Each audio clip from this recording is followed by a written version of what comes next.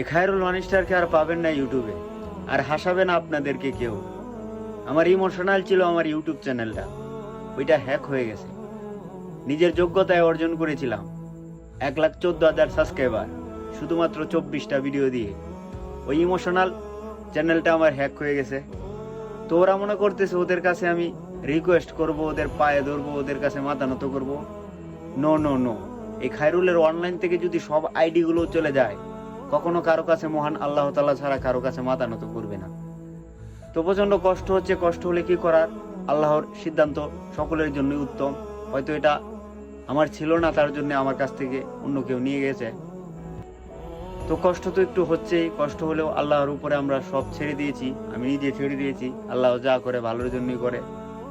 তো ধৈর্য ধরতে হবে, সামনে আরো ভালো কিছু করতে হবে। আর যদি আমি চ্যানেল খুলি আপনাদেরকে জানিয়ে দেব। তো শেষে একটা কথাই বলতে চাই, দোয়া করবেন, দোয়া করবেন।